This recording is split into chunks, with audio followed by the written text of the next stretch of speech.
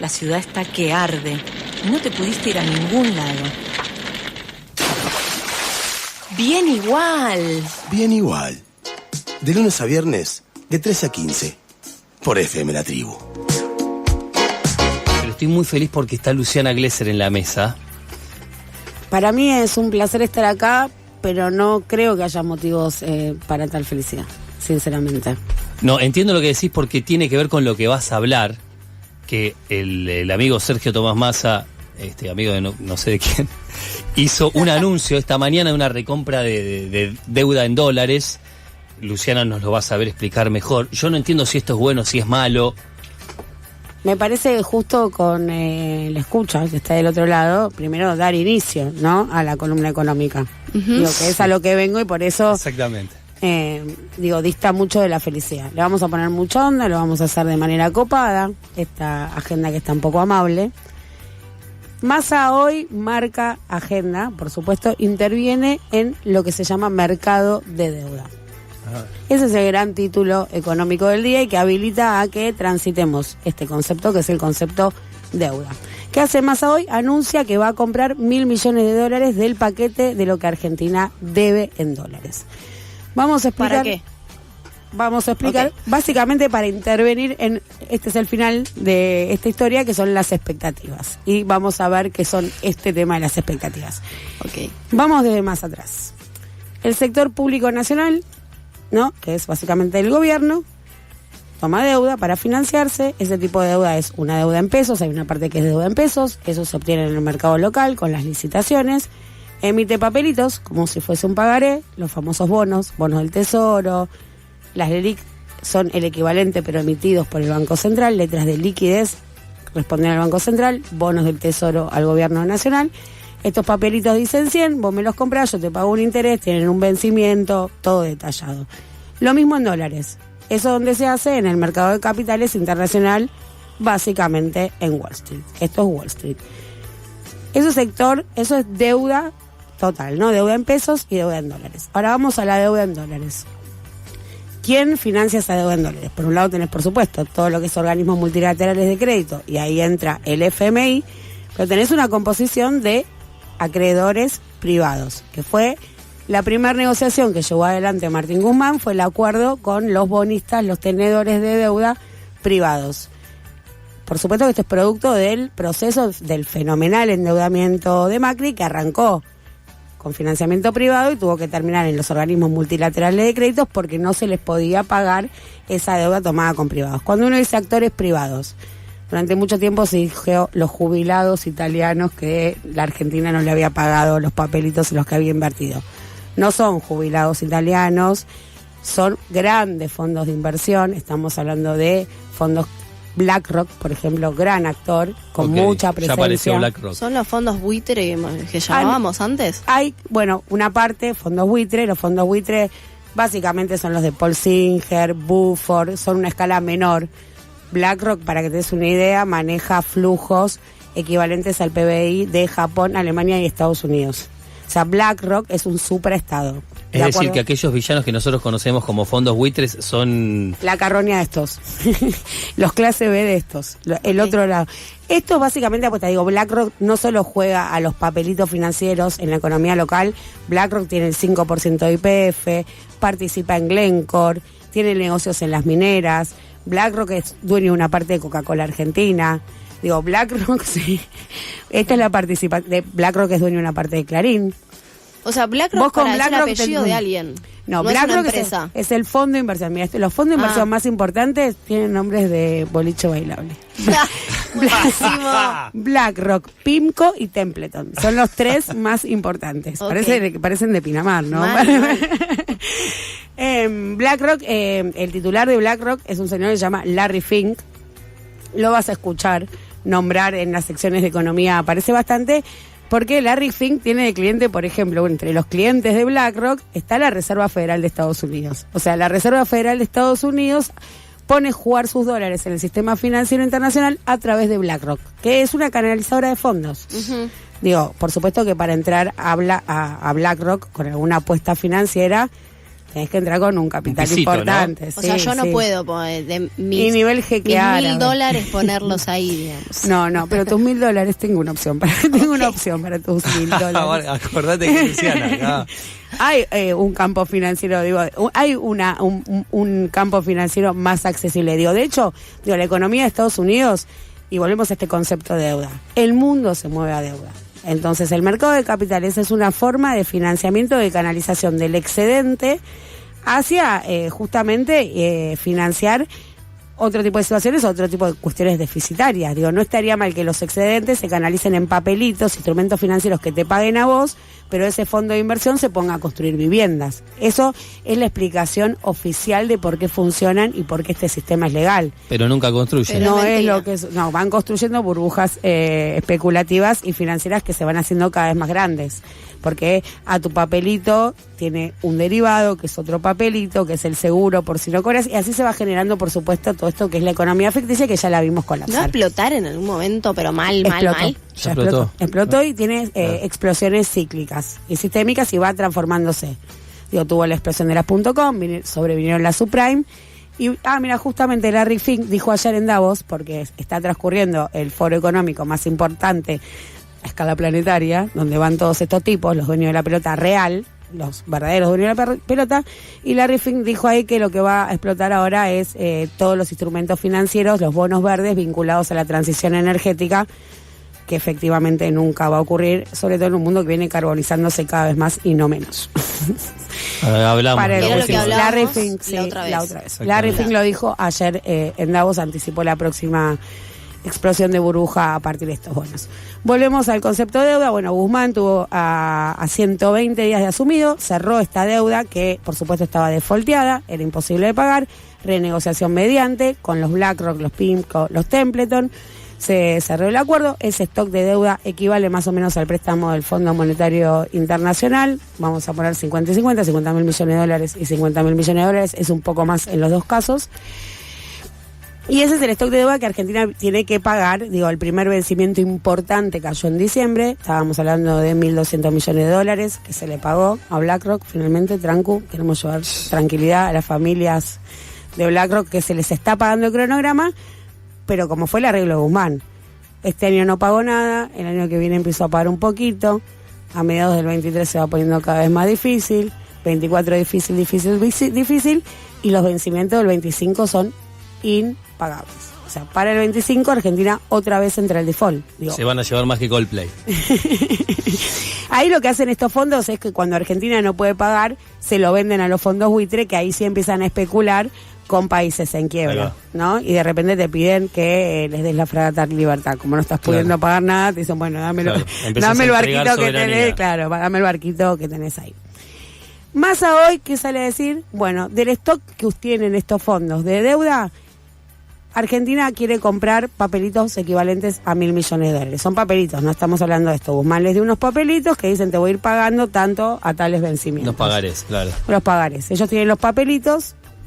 Esos papelitos se venden en el mercado secundarios, ¿entendés? Yo te vendo a vos, tengo un papelito de deuda argentina. Hoy esos papelitos, por cada 100, se están transaccionando a 30, 35. Se están pagando el 30%.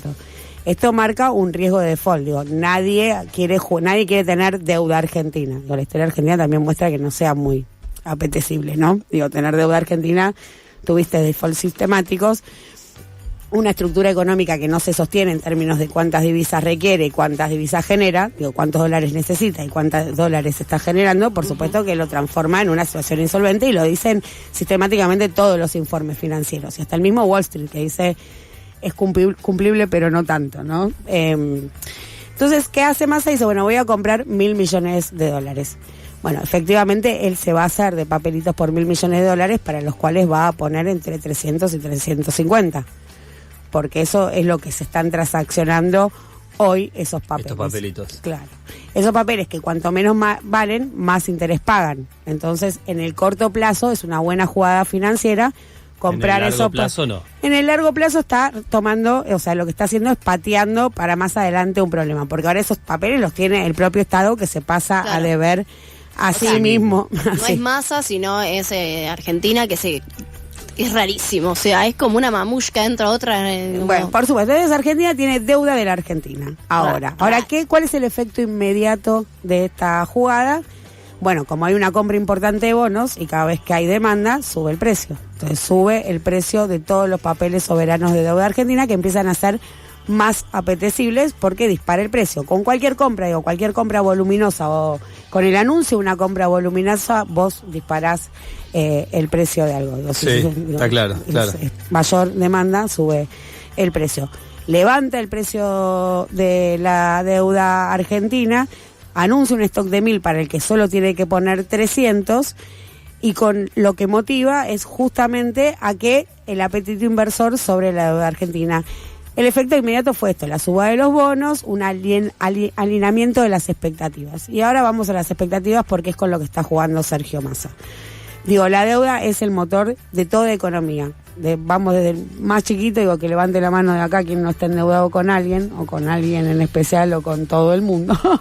No hay forma... Ningún bracito levantado. Y como decíamos, una economía que genera menos divisas de las que necesita, por supuesto que está en la cabeza del ministro tomar nueva deuda.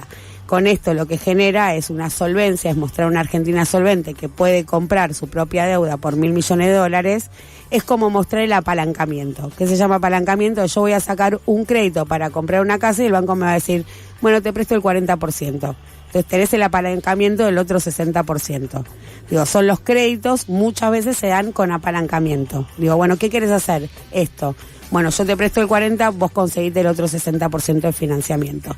Entonces lo que está haciendo Massa es abonando el terreno para un retorno de la Argentina, que por supuesto, después del default de Macri, se le cerraron todas las canillas de financiamiento. Hoy la Argentina, para tomar deuda en el exterior, tiene que reconocer tasas altísimas por el nivel de riesgo. Estamos diciendo que a mayor riesgo de no pagar, más tasas te cobran.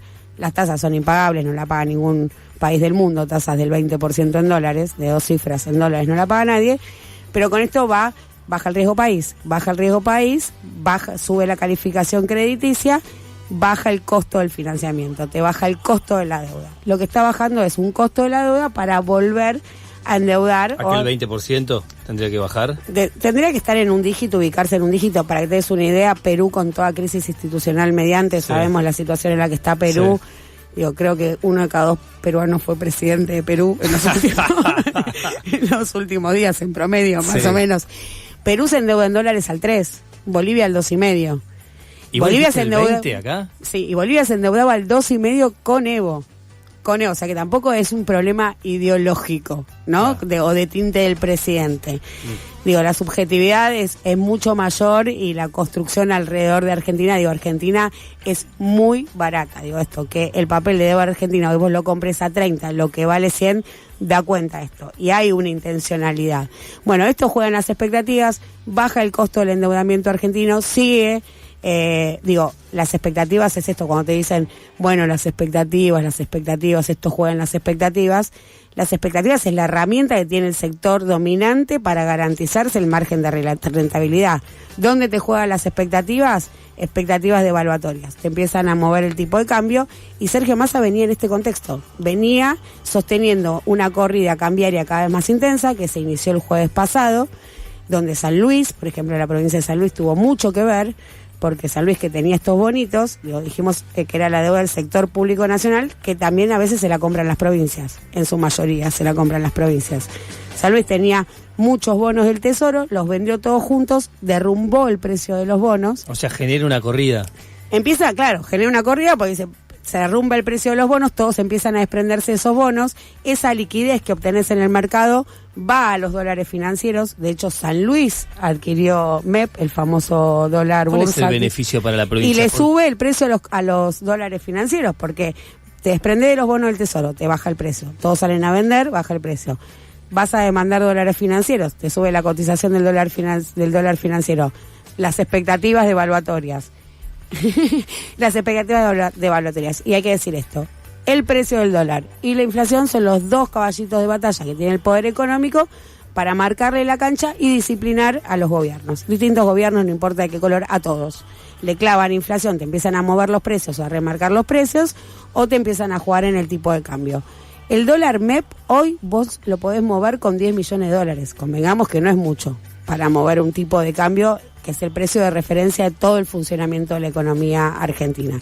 Entonces, en este marco de fragilidad extrema, donde si una provincia se desprende de bonos, genera una corrida cambiaria, vamos a dar un marco político, Adolfo Rodríguez Sá, gobernador de San Luis, el sábado fue a Córdoba en una reunión con Schiaretti para un posible armado electoral, dando cuenta de un peronismo de centro derecha que a quien le disputa a Sergio Massa. Digo, no hay que ser muy lúcido para darse cuenta de esto, y previo le iniciaste una corrida cambiaria. Puede ser fuego amigo. Ahí va. Pero que sale a hacer el tipo con 300 palos verdes, te acomoda una deuda de $1.000 millones, te ordena las expectativas, los bonos recuperan y para la corrida. ¿A vos te viene bien? Eso. Digo eso, una economía más tranquila, nos beneficia y es un juego de suma cero. Digo, para contener eso hubo que poner $300 millones de reserva. O sea que ahora va a bajar un poco el dólar blue, o no, se va a quedar estancado por lo menos. Mostró signos a la baja al comienzo de la jornada, sigue en niveles de pánico, la cotización ahora está a 3.76. Es una locura. 3.76 por arriba de lo que fue los precios con la salida de Guzmán en ese momento crítico de la economía argentina. ¿Pero puede ser que baje un poco más? El blue lo está presionando, básicamente, la tensión sobre los financieros, y la tensión sobre los financieros tiene múltiples explicaciones, no es solo un factor. Claro. Digo, él puede estar conteniendo esto, pero ahora se le está pidiendo a los importadores que gasten dólares propios para importar, que el Banco Central no les va a dar al oficial, que gasten los que tienen. Bueno, vos importador, vas y compras tus importaciones a los dólares que tenés. ¿Y a qué precio de reposición son tus dólares? Si te están diciendo que el oficial no. Y eso, por supuesto, hay un traslado a precios y empuja el precio de las cotizaciones paralelas. Son varios frentes los que tiene abierto el ministro que contener. No, pero te decía porque cuando pasó lo de Guzmán, que hubo una corrida, subió, después bajó un poco, medio que se estabilizó, como esas en cosas zona de pánico, estable en la zona de... Y también cuestionar la idea de estabilidad, ¿no? La idea de estabilidad es incompatible con la idea de economía. Digo, no hay ni equilibrio ni estabilidad, hay permanente tensión, permanente conflicto. Entonces, esa idea también es engañosa y nos tiende a subordinar o a quedar abajo en las ponderaciones. Digo, y esto, por supuesto, que sigue siendo ponderaciones del ministro a impulsar, incentivar y dirigir los esfuerzos del sector público a contener a la oferta, a los que te ofrecen los productos. Mientras tanto, la demanda queda totalmente relegada, subordinada, y la demanda es esto, poner bolsillo en la plata de las personas. Y en la ponderación hay una decisión, y el ministro está preocupado y tiene como objetivo primordial fortalecer las reservas del Banco Central, y eso es conseguir dólares como sea. En esta raconto que estás haciendo de full macroeconomía, pienso, ahora para no ser indigente una familia creo que tiene que ganar 150.000 pesos. Sí, una familia tipo de 4 personas, sí. 150.000 pesos, ¿estamos? ¿En qué influye todo esto que venís contando? Por supuesto en que por lo pronto no haya una política de ingresos. No hay una política de ingresos, como explicábamos, creo que lo repasábamos la semana pasada, hacia adentro del oficialismo hay dos visiones opuestas. Por un lado, los más cercanos al ministro, que consideran que con una desaceleración de la inflación, o sea, que la inflación llegue finalmente a cumplir esta expectativa de tener un 3 por delante, y acuerdos paritarios que siempre van por detrás porque vienen a recomponer lo pasado, y lo que no comiste, no lo comiste, y lo que no te compraste, no te compraste, pero más allá de eso van empardando, corriéndole de atrás, pero llegándole a la inflación. Eso da como consecuencia directa una mejora del poder adquisitivo. Y otro sector del oficialismo, más ligado a la vicepresidenta, que se escuchan las voces, por ejemplo, del diputado nacional Hugo Yasky, referente también, secretario general de la CTA y referente del sector de los trabajadores, que dice, no, bajo ningún concepto, eso es derrame. Creer que eso va a suceder es la teoría del derrame. Si vos no tenés un impulso, un incentivo, un shock salarial, una política fuerte de ingresos, no va a haber recomposición. Y es claro de entender cuando vos ves la cantidad de trabajadores no registrados, que no tienen acuerdos paritarios, digo, la cantidad de personas de la economía en negro. Si no hay un shock, y ahí otra vez pone en tensión la idea de lo focalizado versus lo universal. Justamente una política distributiva tiene que ser taxativamente universal por la cantidad de economía no oficial o no legal que tenés en esta estructura. Facilísimo, ¿no? Sí. Procesandín. No veo complejidades en este tema. No veo ningún tipo de complejidad. Las expectativas, que los argumentos económicos o todo lo que uno cree que es fácil, cuando después se da en la discusión y dice, no, bueno, las expectativas. Y ahí ya no tenés mucho más que discutir. Y las expectativas tienen su traducción política, que es, no nos da la correlación de fuerzas. Entonces, bueno, queda trunco cualquier planteo, y ahí es donde se produce naturalmente esta falta de astucia o audacia, ¿no? Si no se puede intervenir porque jodés a las expectativas o no te da la correlación de fuerza, la pregunta es por qué no te quedas en tu casa. Me parece bárbaro. Bueno, no sé qué decir, o sea... Quedamos... el que hemos hecho es un programa muy interesante, sin duda, pero primero Moretti, hablando de la memoria sobre las guerras.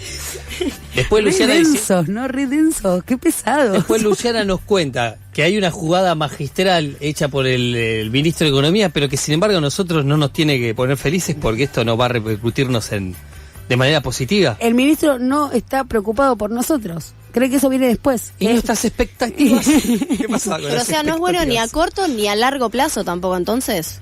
A ver, o a largo plazo más o menos. El juicio de valor, bueno o malo, digo, ya claro. Porque digo, atrasa en todo. Para empezar, creo que atrasa en todo, particularmente en economía.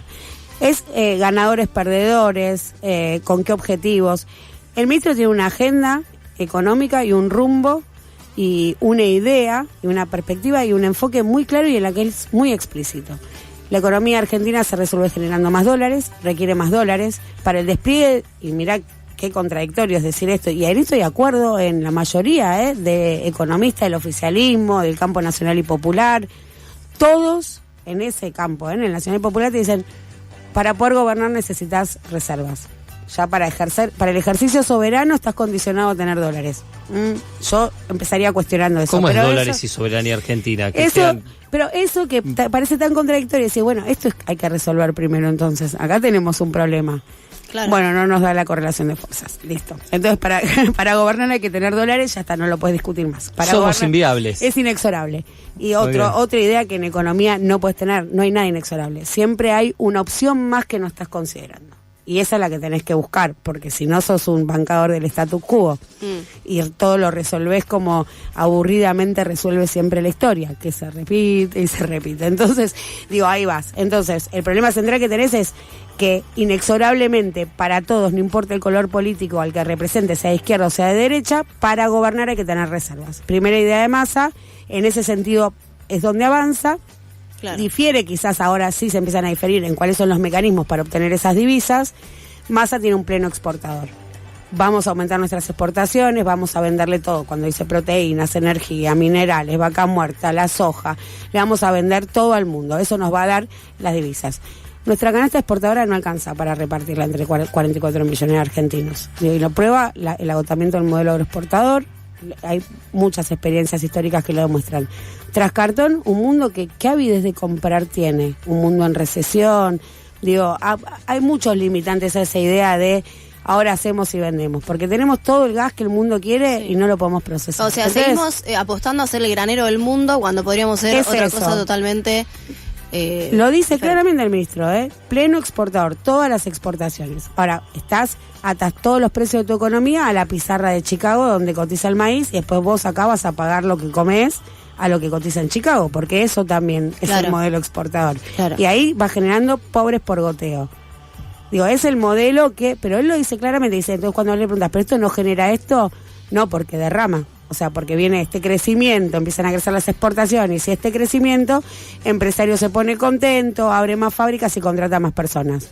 Tampoco hay una experiencia en algún periodo de nuestra historia que haya demostrado esto, que mejores beneficios impositivos, que pague menos impuestos, que el impulso a la oferta por parte del Estado, un Estado bancando la oferta, se haya traducido en una mejora de la demanda. No hay tampoco periodo histórico.